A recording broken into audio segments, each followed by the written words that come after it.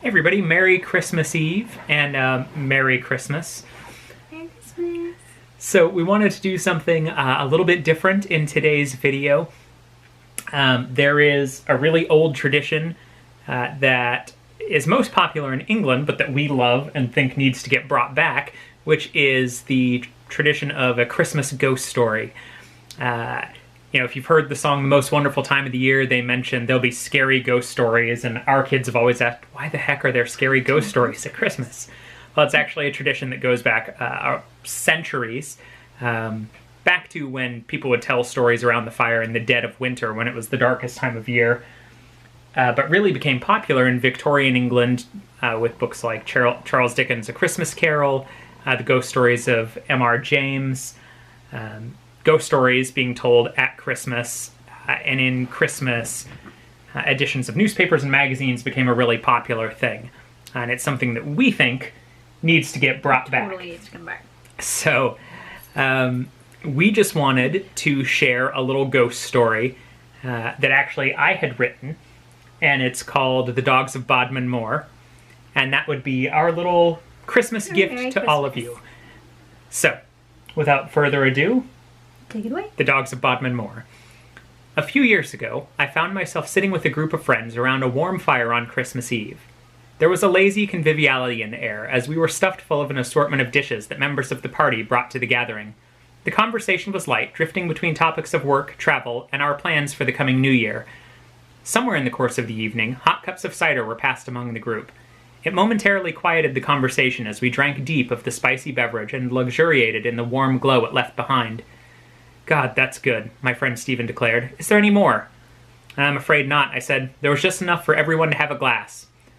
"Too bad," he said. "I'd give about anything for just one more." His words, uttered with a casual disregard, sent a shiver down my spine, carrying me back to a cold night on Bodmin Moor some years ago.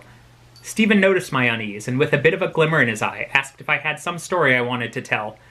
I demurred at first, but after urging from the rest of my guests, I relented. "A few years ago, I found myself in Cornwall while researching a book," I said. "For some reason, I got it in my head to visit Bodmin Moor on the night of the winter solstice. The quiet beauty of the place seemed a fitting locale to experience the magic associated with the night. It's said that Dosmary Pool is the resting place of Arthur's sword Excalibur, thrown there by Sir Bedivere. The land is also home to numerous cairns and stone circles, hinting at some sacred, mysterious past." I strolled across the moor, stopping occasionally to sketch or jot my impressions in a small notebook I carried. It was during one such pause that I first heard it, a keening bay from a pack of dogs. I looked around to see where they were, but could not find them. I imagined that the sound was carried on the wind from some far-off place and continued to write. A moment later, I heard the sound again. This time it was louder. I felt a twinge of unease. Were these wild dogs? I began to wish that I had traveled with a companion, or brought something like a walking stick, which I could use to defend myself should the need arise. All of a sudden, I heard the sound of pounding hooves. The noise seemed to come from every direction, so that I didn't know where to look. Like the baying of the hounds, it grew louder and louder until it became almost unbearable. That is when I saw them, a pack of black hounds racing across the moor. Their eyes seemed to glow and their mouths frothed. They grew closer with every second, and I felt a stab of mortal terror that I would soon be ripped to shreds. I began to run, dropping my notebook in the process. The beat of the hooves continued to swirl around me, and, when I looked over my shoulder, I saw the dogs were closer still. I redoubled my efforts to flee, but stumbled on a rock in the ground, falling flat on my face. Before I could recover, the dogs were upon me. To my surprise, they seemed oblivious to my presence. An unnatural heat radiated from their bodies, which, upon seeing them up close, I realized could hardly be corporeal. They were no more than shadows, and I could look straight through them as they leapt over and raced around me. The sound of the hooves was growing distant, and the dogs raced by as though I did not even exist. A moment later, and they were gone.